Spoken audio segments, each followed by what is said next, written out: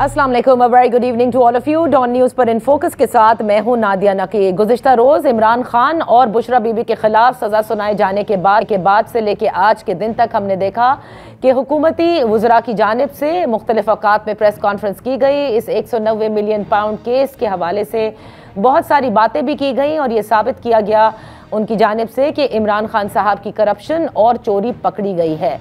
दूसरी जानिब पाकिस्तान तहरीक इंसाफ ये कहती है कि हाई कोर्ट में ये फैसला कलअदम करार दे दिया जाएगा। ये एक सियासी फैसला किया गया है, इंसाफ के तकाज़ों को पूरा नहीं किया गया। ताहम वो ये भी कहते हैं कि मज़ाकरात पे इसका कोई असर नहीं होगा। लेकिन ये सवाल अपनी जगह है कि क्या जो मज़ाकरात हुकूमत और तहरीक इंसाफ के दरमियान हो रहे हैं उसका मुस्तकबिल तारीख है या फिर रोशन है। दूसरी जानिब कल एक बैठक हुई शाहिद खाकान अब्बासी साहब की रिहाइशगाह पर, जिसमें अपोजिशन की दीगर जमातें वहाँ मौजूद हुई। उनको दावत दी कि वो अपोजिशन इत्तेहाद का हिस्सा बने, जो तहफ़्फ़ुज़ आइन ने पाकिस्तान के नाम से जो एक पूरा इत्तेहाद है उसका हिस्सा बने। तो क्या तहरीक इंसाफ ये सोच रही है कि मज़ाकरात अगर कामयाब नहीं होते तो किसी सियासी मूवमेंट के तहत ही इमरान खान साहब को बाहर निकाला जा सकता है? इन सब पर बात करने के लिए फोकस है अवाम पाकिस्तान पार्टी के सरबरा former prime minister Shahid Khaqan Abbasi साहब। बेहद शुक्रिया फॉर जॉइनिंग अस। अब्बासी साहब, पहले तो जो बात आप हमेशा कहते आए हैं, एक और साबिक वज़ीर आज़म को सज़ा सुना दी गई गुज़िश्ता रोज़। आप भी साबिक वज़ीर आज़म रह चुके हैं, इसी तरह नवाज शरीफ साहब का भी जिक्र आप हमेशा करते हैं। आप समझते हैं कि ये सज़ा भी एक सियासी फैसला है, सियासी इंतकाम और पॉलिटिकल इंजीनियरिंग का नतीजा है? देखिए, ये तो जज साहब ने सज़ा सुना दी है, लेकिन नैब के जो फैसले हैं इनको ना कानून कबूल करता है, ना तारीख़ कबूल करती है, ना अवाम कबूल करते हैं। ये बहुत से पहले भी ये फैसले सुनाए गए हैं और ख़ास तौर पे जिस तरह प्रोसीडिंग्स होती हैं नैब की, ख़ास तौर पे ये प्रोसीडिंग्स जो हुई हैं जेल के अंदर हुई हैं, तो ये बहुत से शक और शुबा पैदा कर देती हैं। मैंने हमेशा कहा था कि जिस तरह ये एग्रीमेंट हुआ है, जो एग्रीमेंट हुआ है जिसका उसका जो प्रोसीजर था, मुझे ये कोई दुरुस्त नज़र नहीं आता, क्योंकि एक प्रोसीजर बना हुआ है। आप किसी भी दूसरे मुल्क से एग्रीमेंट नहीं कर सकते बगैर काबीना की इजाज़त के। और बाद में भी जब ये एग्रीमेंट आया, जो मुझे 2-3 लोगों ने बताया जो मीटिंग के अंदर मौजूद थे, तो ना एजेंडे पर ये था ना कोई समरी थी। तो एक बंद लिफाफा वहाँ पर लहराया गया, शहजाद अकबर साहब हैं कि जनाब ये अप्रूव कर दिया जाए। तो उस पर कुछ वज़रा ने एतराज़ भी किया, लेकिन बहरहाल वो अप्रूव कर दिया गया। तो ये काबीना इस तरह प्रोसीडिंग्स कर नहीं सकती। और ख़ास तौर पे एग्रीमेंट बगैर काबीना के अप्रूवल के करना ये गैर कानूनी काम है। अब मैंने जजमेंट पढ़ी नहीं है, देखना पड़ेगा कि सज़ा किस बात पर हुई है। क्या उस प्रोसेस को फॉलो ना करने पर हुई है या किसी और वजह से हुई है। लेकिन जहाँ पे नैब का नाम आएगा तो फिर वो फैसले शक और शुबे में तब्दील हो जाते हैं। सही। तो लेकिन ये बात तो आप कहते हैं ना कि काबीना में एक बंद लिफाफा लहराए जाना ये तो गलत अमल था। जी, ये इलीगल है, ये इलीगल है। एक एग्रीमेंट करना दूसरे मुल्क से बगैर काबीना की अप्रूवल के, वो इलीगल है। ठीक। और ख़ास तौर पे उस एग्रीमेंट में ये डाल देना कि ये कॉन्फिडेंशियल रहेगा। ये अब कैसी कॉन्फिडेंशियलिटी है कि काबीना भी नहीं देख सकती। ये बहुत से शक और शुबा पैदा करते हैं इस सारे मामले के बारे में। अच्छा, लेकिन मेरी अशतर औसाफ साहब से बात हुई थी, मैंने कहा कि आप उस काबीना को कैसे बरिउज़्ज़िमा कर सकते हैं जिन्होंने इसके ऊपर जो है मोहर सख्त कर दी। उन्होंने कहा काबीना कुछ नहीं कर सकती क्योंकि काबीना के जो मेंबरान हैं, जो वज़रा हैं, they enjoy the confidence of the prime minister, और जैसा प्राइम मिनिस्टर कहेगा वो उन्हें करना पड़ेगा। नहीं, ये बात दुरुस्त नहीं है। मैं उनसे, मेरे दोस्त हैं और बहुत काबिल वकील हैं, मैं उनसे इत्तेफाक नहीं करूँगा। काबीना की कलेक्टिव रिस्पॉन्सिबिलिटी होती है, लेकिन ये यहाँ पर आपने एग्रीमेंट जो साइन कर लिया हुकूमत ने बगैर काबीना के अप्रूवल के, तो काबीना तो उसमें शामिल ना हुई ना। सही। तो वो आपने वो पहला मामला गलत हो गया। फिर आपने जिस तरह काबीना से उसकी अप्रूवल ली है कि बगैर एजेंडा लाए, बगैर समरी के, तो बगैर समरी की जो चीज़ आती है काबीना में, उसमें अब रिस्पॉन्सिबिलिटी फिर किसकी फिक्स करेंगे, पूरी काबीना की करेंगे या क्या होगा, ये बात अपनी जगह पर है। लेकिन वो जजमेंट देखने से ही पता चलेगा कि असल फैसला किस बात पर हुआ है। लेकिन मैं गुजारिश सिर्फ ये करता हूँ हमेशा कि तारीख नैब के फैसलों को दुरुस्त नहीं समझती। ये एक बड़ी मुश्किल है हम सब के लिए। हमने 73 के आइन के जो वज़ीर आज़म बने हैं उनकी तारीख देख लें। भुट्टो साहब को फांसी हो गई, जुनेर साहब खुशकिस्मत आदमी थे, घर चले गए। बेनज़ीर भुट्टो साहिबा, नवाज शरीफ साहब पर बहुत से केस बने, सज़ाएँ हुई। उसके बाद रसूलुल्लाह जमाली साहब पर भी केस बनाए जा रहे थे, उनकी वफ़ात हो गई। फिर शौकत अजीज़ साहब मुल्क से बाहर चले गए। जो शुजात साहब 1 महीना रहे वो मौजूद हैं, उनके खिलाफ भी कोई कार्रवाई नहीं हुई। उसके बाद से जो भी आया है, यूसुफ गिलानी साहब थे, रज़ा बदर साहब थे, मियाँ साहब, मेरे ऊपर, हम सब पे मुकदमे बने हैं। सही। और सब नैब के हैं। और मैं नैब के बारे में एक बात आपको बता दूं, नैब ने आज तक किसी करप्ट आदमी को नहीं पकड़ा। वो सिर्फ इस्तेमाल होती है सियासी जैसे पॉलिटिकल इंजीनियरिंग के लिए। और ये बात मैं नहीं कहता, सुप्रीम कोर्ट कह चुका है।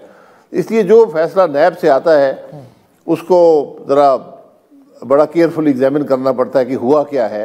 सही। और सज़ा कायम रह सकेगी अपील में या नहीं रह सकेगी। तो अब्बासी साहब, गुज़िश्ता रोज़ महमूद खान अचकज़ई साहब ने भी आपको दावत दी बाकायदा तौर पर to be a part of the alliance. जो तहफ़्फ़ुज़ आईन पाकिस्तान है और आइन की बालादस्ती के लिए वो कहते हैं कि आप भी उनका साथ दें। आप समझते हैं कि अलायंस में मौजूद ये जो तमाम जमातें हैं ये इन द रियल सेंस आइन की बालादस्ती चाहती भी हैं? देखिए, मैं किसी की नीयत पे अब क्या सराई कर सकता हूँ, लेकिन आइन की बालादस्ती ऐसी बात है जो हर पॉलिटिकल शख्स, हर पॉलिटिकल जमात पे लाजमी है। और मुल्क में जो भी ओहदेदार है, चाहे वो असम्बली का मेंबर है, चाहे वो वज़ीर है, वज़ीर आज़म है, सदर है, फ़ौज के अफसर है, जज है, सब ये हलफ उठाते हैं कि हम आइन का दिफा करेंगे। तो इसलिए और आज हमारा मसला ये है कि हम आइन जो है उसको सिर्फ एक कागज़ का टुकड़ा समझते हैं, चंद अल्फाज का मजमूआ समझते हैं, और उस पर ना मुल्क उसके मुताबिक चलता है, ना हमारा निज़ाम उसके मुताबिक है। हमारा निज़ाम तो बिल्कुल ही मुख्तलिफ है ना अब्बासी साहब। देखिए, मैंने इसलिए कहा रियल सेंस क्योंकि आपको याद होगा अभी कुछ माजी करीब में ही PDM बनी थी और जिसमें मौलाना फजल रहमान साहब उसकी सरबराही कर रहे थे। और वो जब आई थी तो उन्होंने भी, चाहे वो बिलावल भुट्टो जरदारी साहब हों, उसमें मियाँ नवाज शरीफ साहब, सब ये कहते थे कि आइन की बालादस्ती के लिए सब अपने दायरे में रह कर के सारे इदारे जो हैं वो काम करेंगे। फिर क्या हुआ, उन्हीं जमातों ने कंधा दिया और फिर आज आपने देखा पहले PDM की हुकूमत भी बनी, अब भी इस वक्त भी वही निज़ाम आगे बढ़ रहा है, बल्कि लोग कहते हैं कि ये तो हाइब्रिड प्लस हो चुका है।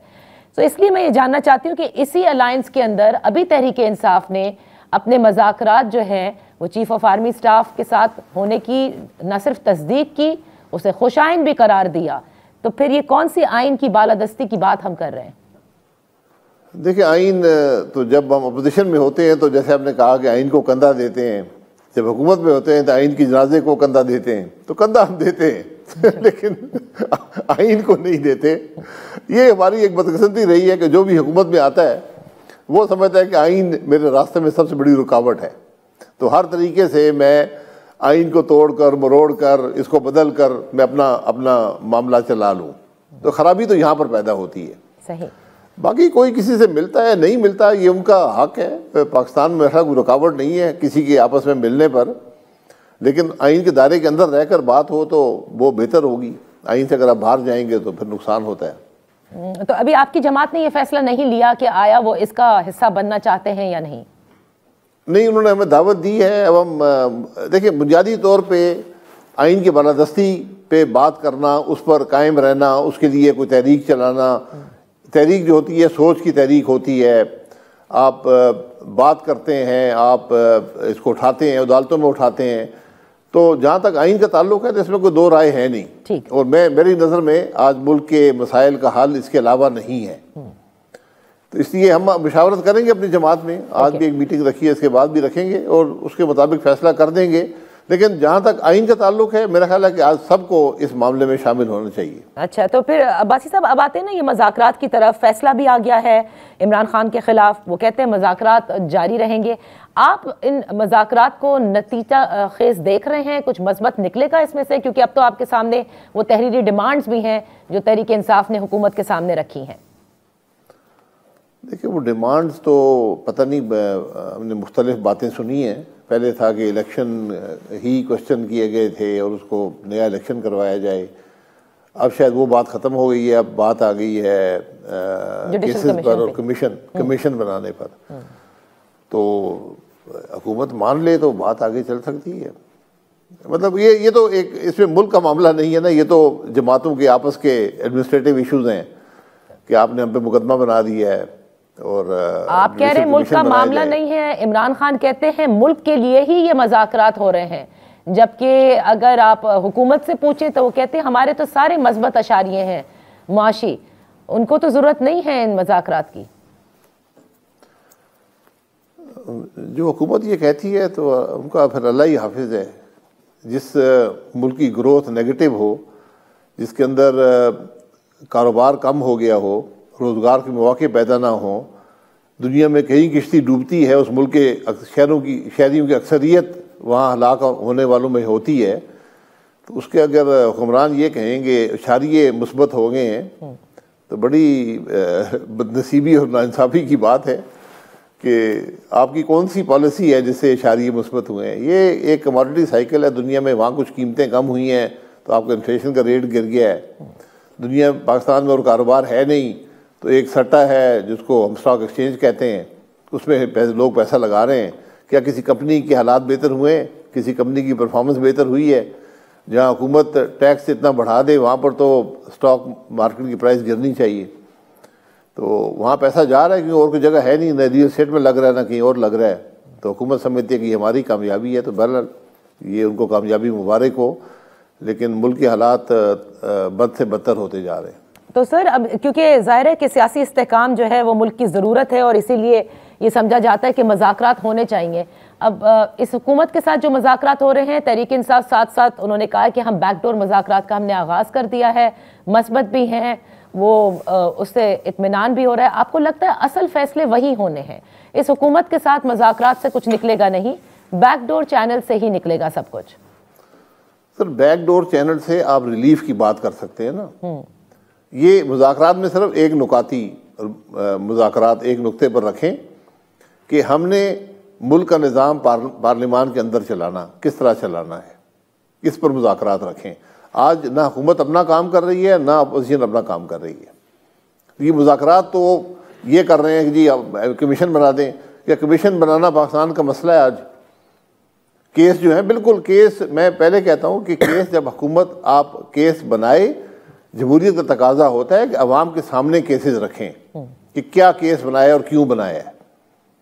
कमीशन बिल्कुल 26 नवंबर को जो वाक़यात हैं, इस पर कमीशन आज नहीं बना तो कल ज़रूर बनेगा, क्योंकि ये इसमें इतना इबाहम है सारे मामले में। और इसी तरह जो मई 9 का जो वो एक सानिया है कि मुल्क के लोग अगर फौजी तनसीबात पर हमलावर हुए हैं तो बहुत बड़ा सानिया है, उसका भी कमीशन बना दें, इसमें कोई रुकावट नहीं। कमीशन एक्ट आपके पास है, जुडिशल कमीशन नहीं होते, कमीशन एक्ट आपके पास है जिस पे अवाम का एतमाद हो, वो कमीशन बना दें ताकि ये मामलात फिर दोहराए ना जाएं। ये मकसद होता है।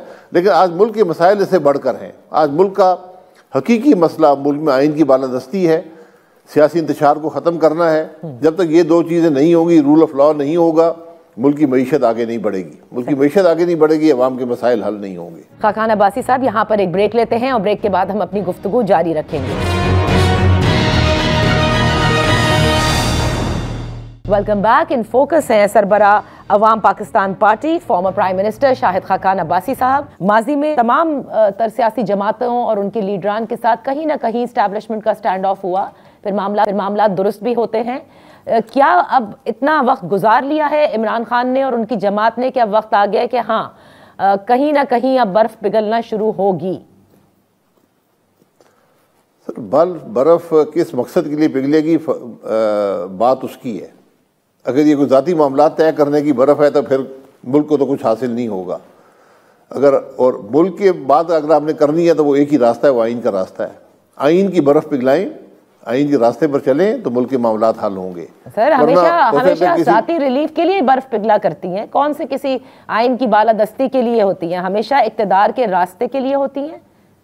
माजी में भी हमने देख लिया जी, इक्तदार तो फिर सारे हासिल कर चुके हैं ना। इमरान खान साहब भी रह चुके हैं, आज PMLN भी है, जरदारी साहब भी, आज तो सारे इक्तदार में हैं। तो फिर मुल्क तो आगे नहीं चलेगा ना इस बर्फ़ पिघलने से।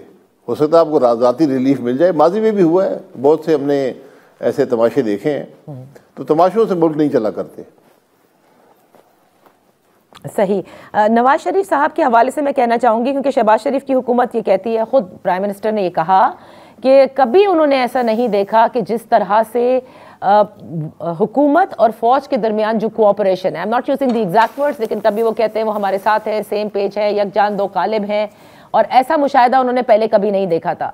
नवाज शरीफ ने, आपको याद होगा कि आने से पहले कहा था कि ये मिट्टी पाव वाला काम अब नहीं हो सकता, ये मंतकी अंजाम तक पहुंचना होगा। 14 साल उनको भी सज़ा हुई थी, 7 साल उनकी बेटी को भी हुई थी। कल हमने देख लिया यही इमरान खान, फिर उनकी अहलिया के साथ 14 और 7 साल। तो क्या मामलात अब बराबर हो गए हैं? 8 फरवरी से लेके कल तक जो कुछ हुआ है इस मुल्क में, आप समझते हैं कि ये सब कुछ अब बराबर हो गया है जैसा नवाज शरीफ साहब चाहते थे?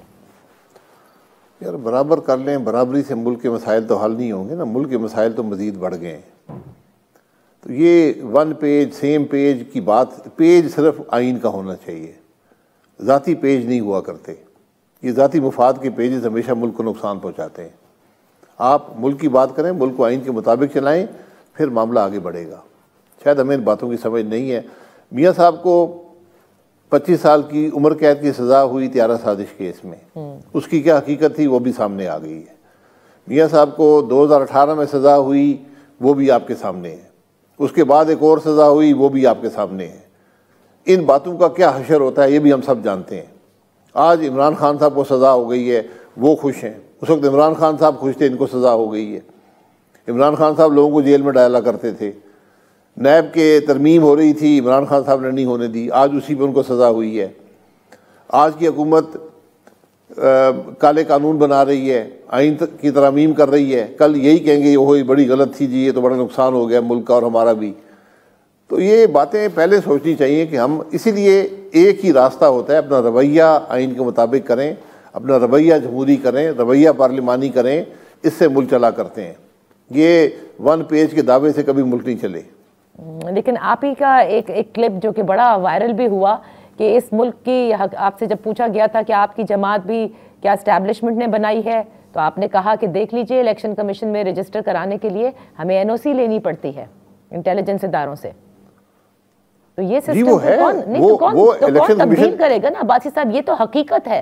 सिर्फ आइन पे अमल पैरा होकर तो नहीं चल सकते, क्योंकि सिस्टम की बागदौड़ किसी और के हाथ में होती है हमेशा। सर बागदौड़ है तो मुल्क तो चला नहीं है ना। मैंने ये कहा था कि आज हालत ये है कि सियासी जमात बनाने के लिए भी इलेक्शन कमीशन को आप अप्लाई करते हैं तो वो NOC मांगते हैं इंटेलिजेंस के इदारों से कि ये काबिल भी हैं सियासी जमात बनाने की। नहीं तो ये हमारी बदनसीबी है कि अपने मुल्क को एक सिक्योरिटी स्टेट बना दी है। हर मामला उस एंगल से देखते हैं। मुल्क को आइन की नज़र से देखें, आइन क्या कहता है, आइन क्या राइट्स प्रोवाइड करता है सिटीजन्स को, आइन क्या कहता है मुल्क का निज़ाम चलाने के बारे में। सब ने हलफ उठाए हुए आइन के मुताबिक। सही। अल्लाह को हाजिर नाज़िर जानकर आइन के तहत हलफ उठाया जाता है, और जब हलफ टूटते हैं तो मुल्क का नुकसान होता है। और अब आप मामलात किस तरह से आगे बढ़ता देख रहे हैं? सजाएं भी हो गई हैं, मज़ाकरात की टेबल पर भी सब आ गए हैं। मैं सिर्फ गुजारिश ये करूँगा कि ना सज़ाओं से मुल्क की बेहतरी होगी, ना इन मुज़ाकरात से मुल्क की बेहतरी होगी। ये जब तक आप मुल्क बैठकर मुल्क की बात नहीं करेंगे, मुल्क के लिए एजेंडा तय नहीं करेंगे, ज़ाती एजेंडे तय करने से मुल्क के मामला तय नहीं होंगे। मुल्क का एजेंडा तय करें, फिर बात आगे बढ़ेगी। सही। बहुत बहुत शुक्रिया शाहिद खाकान अब्बासी साहब for being with us on the show. यहाँ पर हम एक ब्रेक ले, जब ब्रेक से वापस हाजिर होंगे तो हमारे साथ होंगे अल्लामा राजा नासिर अब्बास साहब। उनसे जानते हैं कि अब मज़ाकरात का क्या मुस्तकबिल है। Welcome back. जो कल फैसला आया इमरान खान और बुशरा बीबी के खिलाफ, उसके बाद मुज़ाकरात का क्या होगा, ये एक बहुत बड़ा सवाल है। इस पर बात करने के लिए हमारे साथ मौजूद हैं अल्लामा राजा नासिर अब्बास साहब, MWM के सरबराह भी हैं और तहरीक इंसाफ की जो मुज़ाकराती टीम है उसके रुकन भी हैं। नासिर अब्बास साहब, गुज़िश्ता रोज़ इमरान खान और बुशरा बीबी की जो सज़ा सुनाई गई 14 साल और 7 साल, क्या तज्ज़िया है आपका? क्या अब, क्योंकि इमरान खान एक तरह से अब सज़ा याफ्ता हैं, मुल्जिम नहीं मुजरिम हैं, आपके नज़दीक अब इनके साथ इनको ऑफर्स पे मनाना, जिसका कि आप जिक्र करते आए हैं कि बड़ी डील्स जो हैं वो पेशकश की जाती हैं, मनाना ज़्यादा आसान होगा, उनके साथ मुज़ाकरात ज़्यादा आसान होंगे? बिस्मिल्लाहिर्रहमानिर्रहीम। सारा पाकिस्तान जानता है, आप जानते हैं, हर कोई जानता है कि ये एक बेसलेस केस था। इसमें कोई करप्शन साबित नहीं हो सकी, इसमें इमरान खान साहब का बेनिफिशरी होना साबित नहीं हो सका, बल्कि गलत फैसला किया गया है कि एक ज़मीन जो एक चैरिटी के लिए दी गई है और वहाँ यूनिवर्सिटी बनी है और उसी काज के लिए इस्तेमाल हो रही है, ना उसकी कोई करप्शन साबित हुई है कि ट्रस्ट ने कोई लोगों ने फंड दिया है और उन्हें गलत इस्तेमाल किया है, ना कोई स्टूडेंट्स को वहाँ एतराज़ है, ना जो लोग तावन करने वाले हैं उनको कोई एतराज़ है। ये इलीगल, गैर कानूनी, गैर शरी फैसला है जिसमें यह भी कहा गया कि ज़मीन पर भी कब्जा कर लो जाओ वहाँ पर। इस फैसले से क्या पाकिस्तान की नेकनामी है दुनिया में, पाकिस्तान के अवाम की नज़रों में भी सिस्टम और बदनाम हुआ है, लोगों का और एतमाद उठा है जुडिशरी से, पाकिस्तान का इमेज दुनिया में और बर्बाद और तबाह हुआ है। आप फैसला देखें, मैं कोई इतना बड़ा वकील भी नहीं हूं, ना इतना कभी वकालत की है, लेकिन मैं फिक्की हवाले से चीज़ों को देखता हूँ, बिलाकर पाकिस्तानी हूँ। हर आदमी जो समझदार, आकिल, बालिग, राशिद है, समझ लेता है कि इसमें कहीं करप्शन साबित हुई है, कि इमरान खान साहब ने करप्शन की है, कोई बेनिफिट उठाया इससे, और जो ज़मीन आपने कब्जा कर ली है उसके बारे में आपने ये कैसे फैसले किए हैं। तो लिहाजा ये फैसला जग हंसाई लेके आया है, ये बहुत ही गलत हुआ है। बहरहाल तो मुज़ाकरात इमरान खान साहब ने पाकिस्तान को इस दलदल से निकालने के लिए किए हैं कि पाकिस्तान देखे, ऐसी तमाम इदारे रेलिवेंट हो चुके हैं, अवाम का एतमाद खत्म हो चुका है, पार्लियामेंट अपना इस्तिकलाल खो चुकी हुई है, पाकिस्तान के इदारों पर लोगों का एतमाद खत्म हो चुका है, हुकूमत डिलीवर नहीं कर रही है, सियासी बहरान, माशी बहरान, समाजी बहरान, अमन अमान का बहरान। आप देख लें अभी कोरम में क्या हुआ, अभी आप देखें सड़क पे जाते हुए किस तरह से ट्रकों को लूटा गया है, मारा गया है, 9 बंदे शहीद हो गए हैं, अपने फोर्सेस के बंदे भी मारे गए हैं। आपसे एक सड़क कंट्रोल नहीं हो रही है और आपने सारी ताकत कहां लगाई हुई है? एक ऐसी बेहुदा कामों के ऊपर जिसका ना पाकिस्तान को फायदा है, ना पाकिस्तान के अवाम को फायदा है, बल्कि बदतरीन नुकसान है। अच्छा, तो खान साहब पाकिस्तान को इस दलदल से निकालना चाहते हैं कि मुज़ाकरात के जरिए तुम गोलियां भी मार लेते हो, तुम ना एहतजाज करने देते हो, ना कानून को मानते हो, ना किसी चीज को मानते हो। आखिरी रास्ता है पाकिस्तान को तबाही से बचाने के लिए, ठीक है, तो पाकिस्तान को दलदल से निकालने के लिए, ठीक है। तो अगर आप ये कह रहे हैं कि बहुत जरूरी है, खान साहब पाकिस्तान को बचाना चाहते हैं, उन्हें अपनी कैद का किसी चीज की परवाह और फिक्र नहीं है वो नहीं। तो नासिर अब्बास साहब, आप ये कह रहे हैं कि मुज़ाकरात आखिरी रास्ता है, इमरान खान साहब भी यही समझते हैं पाकिस्तान को दलदल से निकालने के लिए।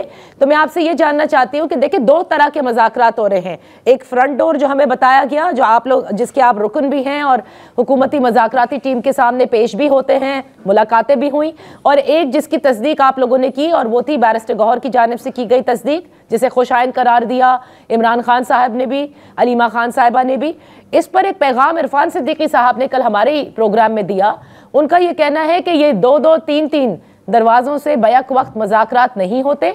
अगर आपको, जिसके आप ख्वाह थे, 1 साल से आप कोशिश कर रहे थे कि बराह रास्त मुज़ाकरात हो जाएं आला सतह पर फौज के, और वो हो भी गए आप कहते हैं, तो फिर जो टीम हमारे सामने पेश कर रहे हैं उनके एफर्ट्स क्यों ज़ाया कर रहे हैं? फिर रहने दीजिए और वहीं कीजिए मुज़ाकरात। अब मेरी बात सुन लीजिए, देखें, मुज़ाकरात सियासतदानों ने पाकिस्तान बनाया था अवाम के साथ मिलकर, और सियासतदान ही पाकिस्तान बचा सकते हैं अवाम को साथ लगाकर। लेकिन जो हुकूमत में लोग हैं, अपने अंदर ताकत पैदा करें। ये तो हमारी मुलाकात इनकी कराना का मसला होता है, अपने अंदर ताकत पैदा करें। एग्जीक्यूटिव पावर इनके पास है, अपने आप को प्राइम मिनिस्टर समझें, अगर चाहे इलीगल इलिजिटिमेट है, पावर तो है ना आपके पास, अपने आप को पावरफुल समझें, ना ही कि आप बिल्कुल पैरालाइज्ड हो, वेंटिलेटर पर हो और बैगर जैसा बिहेवियर बाहर भी हो और अंदर भी हो आपका। अपने आप को बावकार समझें, और पाकिस्तान को सियासतदानों ने आगे लेके जाना है, लेकिन शर्त यह है कि सियासतदान भी अपने आप को अपनी इज्जत के कायल हो जाएं, अपनी इंसानी करामत के कायल हो जाएं।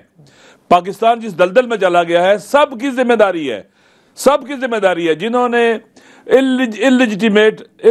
इलीगली और इलिजिटिमेटली इंक्रोचमेंट करके पॉलिटिकल पावर को अपने हाथ में लिया हुआ है, और उनके हाथ में नहीं होनी चाहिए पावर, लेकिन लिया हुआ है, लिहाजा सबको मिलकर इस चीज पाकिस्तान को बचाना चाहिए। इस वक्त आपको मालूम होना चाहिए कि बलूचिस्तान की क्या सूरत हाल है, केपीके की क्या सूरत हाल है। एक सड़क कंट्रोल नहीं हो रही, एक सड़क नहीं क्लियर हो रही, ये हालत है। और पाकिस्तान 3 तरह से अफगानिस्तान में गिरा हुआ है। अच्छा, अगर खुदा न खास्ता गड़बड़ पैदा होती है, और ये सड़क बहुत ज्यादा स्ट्रेटेजिक है, बहुत। अगर ये रास्ता बंद होता है तो कैसे पाकिस्तान का डिफेंड करेंगे ये लोग? नासिर अब्बास साहब, लेकिन ये सवाल, ये पैगाम इरफान सिद्दीकी साहब का भी एक वैलिड पॉइंट है ना, कि अगर आपके मज़ाकरात बराह रास्त हो रहे हैं तो फिर हमारे सामने क्या कर रहे हैं? फिर एक रास्ता अपनाए ना, या सियासतदानों के सामने बैठे या पीछे जाके बैकडोर मज़ाकरात करें। मुज़ाकरात, देखिए मेरी बात सुने, मुज़ाकरात हुकूमत से हो रहे हैं, डिमांड हमने हुकूमत को दी है, कानूनी तौर पर ड्राफ्ट करके लिख के दी हैं। हुकूमत आए और उनका हमें जवाब देता 7 वर्किंग डेज के अंदर, और सिलसिला आगे बढ़ रहा है। मेरे ख्याल में जो कुछ भी करना है सियासतदानों नहीं करना है, इन्हीं को, मैंने पहले भी कह दिया कि इन्हीं को अपनी ताकत पैदा करनी चाहिए और आगे बढ़ना चाहिए। और बाकी आपको मालूम है पाकिस्तान के अंदर अब मार्शल लॉ लगे हैं, और कई मार्शल लॉ लगे हैं, पावर तो उन्हीं के हाथ में होती है, वही लोग लेके आते हैं। 8 मई के बाद जो 9 मई हुआ, कैसे हुआ? ये सियासतदान खुद कर सकते थे। अच्छा, काश ये सियासतदान अपने कंधे ना देते उनको, और आज ये पाकिस्तान यहां ना जाता। इन्हीं से पूछे इरफान सिद्दीकी साहब से कि आप लोगों ने क्यों कंधे दिए उनको? नहीं तो सर, आप तो उनके कंधे चाह रहे हैं। इमरान खान साहब तो मुस्तकिल कहते हैं उन्होंने एस्टैब्लिशमेंट के साथ मज़ाकरात करने हैं। अगर आप नून लीग के लिए कह रहे हैं कि उन्होंने अपने कंधे दिए, तो आप तो खुद बार बार कह रहे हैं कि नहीं, हम तो आप ही को चाहते हैं, हमें तो चाहना ही नहीं है दीगर सियासी जमातों को। आप देखें, जो लोग एक मुलाकात हमारी खुद नहीं करा सकते, इंसान क्या करे? मुझे आप बताएं ना, कितना मसला उनको मुलाकात कराने का। प्रोटेक्शन आर्डर जारी होते हैं सेनेटर तारक चौधरी साहब के, उनको सेनेट में नहीं ला सकते। ये पाकिस्तान के हकायक हैं, इनसे आंखें क्यों छुपाते हैं आप लोग? ये फैक्ट्स है पाकिस्तान के, इनसे क्यों आंखें छुपाते हैं? ओके, तो अब आप मुझे बतलाएं, पाकिस्तान, मेरी बात सुने, पाकिस्तान की जो सारी सूरत हाल यहाँ तक पहुंची, ये कहाँ नजर आते हैं? हुकूमत कहाँ नजर आती है? इन्हें अपने अंदर खुद एतमादी पैदा करनी चाहिए, सेल्फ कॉन्फिडेंस पैदा करनी चाहिए, लोग अपने कंट्रोल में लेनी चाहिए, ये आगे बढ़े, ये खुद मुज़ाकरात करें उनके साथ, उनको कहें कि भाई आपने पावर छोड़नी होगी, हम मुल्क से नहीं चला सकते, पाकिस्तान को आगे बढ़ाना होगा। अच्छा, इनके अंदर तो इतनी जुर्रत होनी चाहिए ना। तो नासिर अब्बास साहब, फिर मुझे ये बताएं, जो 7 वर्किंग डेज जिक्र किया, उन तहरीरी मुतालबात का जिक्र किया, उसके हवाले से आप ये समझते हैं जो आखिरी नशिस्त हुई उससे, क्योंकि आपने कहा था माजी में भी कि हुकूमत का रवैया इस बात का तयन करेगा कि मज़ाकरात कैसे होंगे या वो कितनी संजीदा है, तो जो आखिरी नशिस्त हुई, आपने तहरीरी उनको मुतालबात भी पेश कर दिए, आप समझते हैं हुकूमत अब संजीदा है और वो चाहती है कि इन मज़ाकरात के मज़बूत नताइज भी निकलें? हमने इत्माम हुज्जत किया, उन तक जो उनकी डिमांड थी हमने पूरी कर दी, और उसके बाद उन्होंने हमारे साथ वादा किया, उनको अपने वादे पर पूरा उतरना चाहिए। आपको पता है कि वादे की कितनी अहमियत होती है, और संजीदगी दिखाएं। बिलाखिर पाकिस्तान के अवाम भी देख रहे हैं, मायूस है ना, स्ट्रेस का शिकार है, डिप्रेस्ड हैं, उनको हील करने की जरूरत है। तो हुक्मरान उनका भी सोचें, खाली अपना ना सोचें, अपने बच्चों का ना सोचें, कौम के बच्चों का भी सोचें, और इस मुल्क को निकालने के लिए विल दिखाएं, और अपनी जो नेकनीयती का मुजाहरा करें। जो उन्होंने कहा है वर्किंग 7 डेज में वो जवाब दें, और हमारी मुलाकात भी करवाएं खान साहब के साथ। अच्छा। जिसको उन्होंने कहा कि ठीक है हम कोशिश करेंगे, उन्होंने कहा जहां से उन्होंने पूछना है, बात करनी है, इजाजत लेनी है, हमारी मुलाकात भी करा दे खान साहब के साथ। ओके, तो नासिर अब्बास साहब, ये जो 7 वर्किंग डेज इन्होंने मांगे हैं, और इसके बाद आप लोगों की जानिब से भी ये कहा गया है कि जुडिशल कमीशन पे आमादगी जो है वो इन मज़ाकरात को आगे लेकर जा सकती है। अब कई कानूनी माहिरीन ये कहते हैं जुडिशल कमीशन गैर कानूनी होगा, क्योंकि बहुत सारे केसेस सब जुडिस हैं और इंक्वायरी कमीशन तश्कील नहीं दिया जा सकता। तो अब अगर ये नहीं बनाते जुडिशल कमीशन, तो नेक्स्ट लाहे अमल क्या है फिर आप लोगों का? फिर जैसा कि खान साहब ने कहा कि जो उन्होंने अभी तक तो उन्होंने यही कहा था कि भाई फिर से फ्लेक्सिबिलिटी नहीं है और हमारे मुज़ाकरात फिर खत्म हो जाएंगे अगर जुडिशल कमीशन ही नहीं बनाते। एक क्या कहते हैं कि न्यूट्रल रेफरी नहीं लेके आते। ये क्यों फरार करते हैं? इससे क्या बहाने लेके आते हैं? जुडिशल कमीशन बनना 9 मई के हवाले से नहीं होना चाहिए। आपने एक पूरी पार्टी को इंतशारी टोला, दहशतगर्द, गद्दार वतन, उनका ना तस्वीर आ सकती है, ना नाम आ सकता है टीवी चैनल के ऊपर। उठाया, लोगों को मारा, पीटा।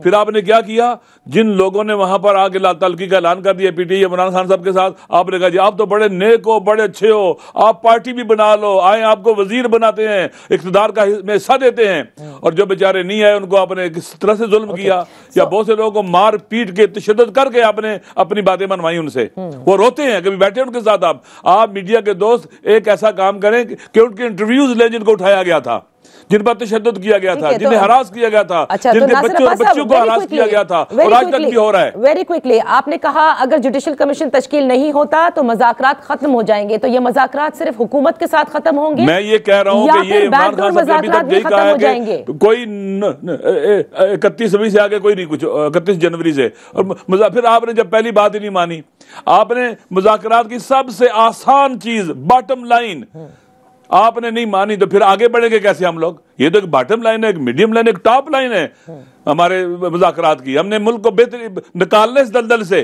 ठीक है, आप नहीं निकालना चाहते हैं।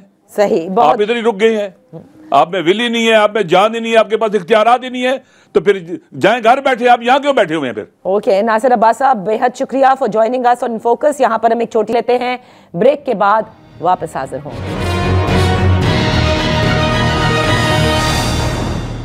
Welcome back. कुर्रम में जो सारे मामलात हैं उसमें हमने देखा कि मुआहिदा भी हुआ, लेकिन मुआहिदे के बाद जब भी ये कोशिश की गई कि काफिले रवाना किए जाएंगे पेशावर पारा चनार, तो वो मुमकिन ना हो सका। फिर बगन में जो हुआ वो भी सब आपके सामने है कि किस तरह से जो ट्रक ड्राइवर्स थे जो सामान लेकर जा रहे थे उन पर हमला हुआ और फिर उनकी लाशें जिस तरह से मिली। अब खबर यह है कि शायद किसी किस्म के किसी ऑपरेशन की तैयारी की जा रही है। इसी हवाले से बात करते हैं। साजिद तूरी हमारे साथ मौजूद हैं, फॉर्मर पार्लियामेंटेरियन हैं। Thank you so much for joining us. Sajid Turi साहब, पहले तो ये बताइएगा कि आपसे जब हमारी आखिरी बात हुई थी, जिस वक्त ये मुआहिदा हुआ था और उसके नुकात पर आप हमसे बात कर रहे थे, तो इसकी इम्प्लीमेंटेशन के ऊपर आपने ये कहा था कि सबसे ज़्यादा अमल दखल सूबाई हुकूमत का होगा कि किस तरह से ये तमाम तर मुआहिदे पर अमल दरामद किया जा सके। फिर उसके बाद ये देखना था कि किस तरह से पहला काफिला रवाना होगा पेशावर पारा चनार, और वो भी नहीं हो सका। आपको याद होगा वो जो कुछ हमला हुआ था उस वक्त सरकारी गाड़ियों के ऊपर, और अब जो बगन में हो रहा है वो भी आपके सामने है। तो ये मामलात हल क्यों नहीं हो पा रहे, बावजूद इसके कि एक मुआहिदा भी हुआ और उसके अमल दरामद के लिए तमाम पार्टियों ने, तमाम फरीकैन ने अग्री भी किया था? हाँ, सबसे पहले आपका बहुत शुक्रिया। मैं चीज इस तरह है ना कि पहले भी मैंने काफी प्रोग्रामों में ये कहा है कि ये पहले भी हमें नहीं लग रहा था कि ये एग्रीमेंट जो है ना ये सही मानों में इम्प्लीमेंट हो जाएगा, क्योंकि उसमें मेन चीज ये था कि वहाँ पे जो ग्रैंड जरगा हो रहा था, ग्रैंड जरगे के जितनी भी मतलब लोग थे फॉर्मर पार्लियामेंटेरियन, और उनके साथ कोई कोऑर्डिनेशन नहीं किया गया। पीएम ने खुद उसमें आके उसने खुद फैसले किए, फिर एपेक्स कमेटी में लेकर गए हैं, फिर उसके बाद जो है ना बंदूक की नोक पर जो है ना इन्होंने साइन ली है, और वहाँ पे जो खवारिज बैठे हैं जो बार बार वायलेशन कर रहे थे, जो कन्वाइयों को हिट कर रहे थे, जो मुख्तलिफ ओवरसीज को हिट कर रहे थे, उस पर इन्होंने कोई तवज्जो नहीं दी। अभी वही हुआ जिसका हमें डर था। और बार बार हम निशानदाही कर रहे थे कि पहले आप खवारिज के खिलाफ एक्शन ले ले, ये आपका काम है, ये रियासत का काम है। फिर उसके बाद जो है ना कुर्रम में जो मसले मसाइल है, चाहे लैंड डिस्प्यूट है, चाहे मतलब सेक्युलर इशू है, उस पर बात हो सकती है। लेकिन इन्होंने क्या किया, इन्होंने पहले चीज को जो है ना लास्ट में डाल दिया, और लास्ट वाला जो है ना उसको पहले पे डाल दिया। तो उस वजह से अभी भी मुझे नहीं लग रहा है, क्योंकि परसों ये वाकया पेश आया है। अभी खवारिज, अभी वो लोग कहाँ पे होंगे वहां पे? अभी इन्होंने जो ऑपरेशन करना है, जो भी करना है, मुझे लग रहा है कि जस्ट फॉर्मेलिटी है। रोड पर भी नहीं खोलेगा। अच्छा, जब नहीं खोलेगा तो जाहिर बात है कि खुद ब खुद ये फैसला जो है ना, ये एग्रीमेंट जो है ना, ये बरकरार रखना जो है ना इनके लिए बहुत बड़ा चैलेंज है। और इसके बाद कम अज कम ये छठा वायलेशन है एग्रीमेंट के बाद जो हो रहा है। तो फिर आप खुद सोचे कि एग्रीमेंट का क्या वैल्यू क्या रह गया। तो अभी इस एग्रीमेंट का कोई वैल्यू नहीं है, और कुछ खास ये तवज्जो भी नहीं दे रहे हैं सूबाई हुकूमत जो है। जिस तरह बैरिस्टर से बार बार कह रहे थे कि 1 घंटे में हम खोल सकते हैं, सही। अभी तो घंटे नहीं मेरे ख्याल में हफ्ते गुजर गए। अच्छा, बिल्कुल आपने दुरुस्त फरमाया। और अभी आपसे कबल जो है हमारे साथ अल्लामा राजा नासिर अब्बास साहब थे, वो ये कह रहे थे कि एक सड़क अभी तक नहीं खोल सके हैं, और ज़्यादा उन्होंने इस बात का भी जिक्र किया कि जो ख़तरा है वो अफ़गानिस्तान से है और उसको जो है वो सॉर्ट आउट करना सबसे इम्पॉर्टेंट है। यानी उन्होंने भी फितना अल खवारिज का जिक्र किया। तो अब ये जो ऑपरेशन आप जिसको फॉर्मेलिटी कह रहे हैं, लेकिन ये ऑपरेशन तो इन दी ऑफिंग है। इसके हवाले से गुज़िश्ता रात से ये खबरें हैं कि बाकायदा तैयारी की जा रही है इसकी। इस तरह ना कि उसमें बाकायदा सोशल मीडिया पे आ रहा है कि बाकायदा वहाँ से लोग जो है ना नकल मकानी के लिए होंगे, फलाना होगा, ये होगा। लेकिन ये चीजें हमने बहुत पहले भी, हमें प्रैक्टिकली भी इन चीजों का एक्सपीरियंस है। पहले जमाने में यह होता था कि चीजों को टाइम से पहले रोकना पड़ता था। अभी जो है ना वो इन्होंने कोई इस तरह इकदाम नहीं किया कि उससे मतलब ये मसले मतलब टाइम पे हम हल कर सकते। हमने अपने बड़ों को, जो मरकजी क़ियादत है, उसमें भी काफी लोगों को हमने रिक्वेस्ट की कि आने वाला वक्त ठीक नहीं है, आप लोग हमें थोड़ा टाइम दे दे। लेकिन यहाँ से भी कोई हमें लिफ्ट नहीं मिला। अभी ये ना कि जिस तरह पहले तश्कीली जो है ना बाकायदा अफगानिस्तान की तरफ जो है ना मूवमेंट करती थी बर्फबारी से पहले, अभी उसका जो है ना अपोजिट रिएक्शन ये है कि अफगानिस्तान से अभी तश्कीली आ रही पाकिस्तान की तरफ। बर्फबारी से पहले वो लोग यहाँ पे पहुंच चुके हैं। हम कई दफा हमने बाकायदा जितने भी जिम्मेदार है सबसे हमने ये कहा है कि यहाँ पे खवारिज पहुंच चुके हैं, यहाँ पे दाइश वाली पहुंच चुके हैं, यहाँ पे खुरासान ग्रुप है, यहाँ पे हाफिज गुलबदर ग्रुप है, यहाँ पे टीटीपी बैठी है, पंजाबी तालिबान है, सब है। लेकिन सुनने वाला कौन नहीं, कोई भी नहीं है सुनने वाला। तो अभी मेन चीज है ना कि 12 अक्टूबर से लेकर परसों तक जितनी भी यहाँ पे वायलेशन हुए, कोई 36-35 वायलेशन हो चुके हैं। उसमें ठीक है, हमें भी मतलब काफी हमारी कम्युनिटी को जो है इन्होंने टारगेट किया, लेकिन उसमें फौजी और एफसी के जवान कितनी शहीद हो गए। सही, उनका तो ये जिक्र भी नहीं करा है। ये तो हकीकत है ना। तो मेन चीज है ना कि जब तक अफगान की तरफ से जितनी भी मतलब है कि खवारिज यहाँ पे आए हैं, वहां से जो इनको सपोर्ट मिले, जब तक इस नेटवर्क का जो है ना सही मानों में ऑपरेशन ना हो जाए, जब तक कुछ भी नहीं हो सकता, जब तक हालात बेहतर नहीं हो सकते। और आप समझते हैं कि ये सड़क जिसे खुलने का दावा बैरिस्टर सैफ ने किया था कि 1 घंटे में खुल जाएगी, वो भी नहीं खुल पाएगी। बेहद शुक्रिया साजिद तूरी साहब फॉर बीइंग विद अस। यहाँ पर प्रोग्राम का वक्त खत्म होता है। कल आपकी खिदमत में फिर हाजिर होंगे। इजाजत दीजिए, अल्लाह हाफिज।